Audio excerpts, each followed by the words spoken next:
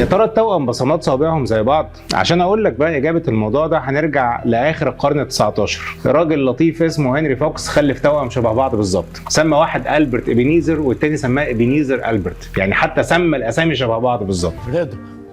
رضا هندي البنهاوي.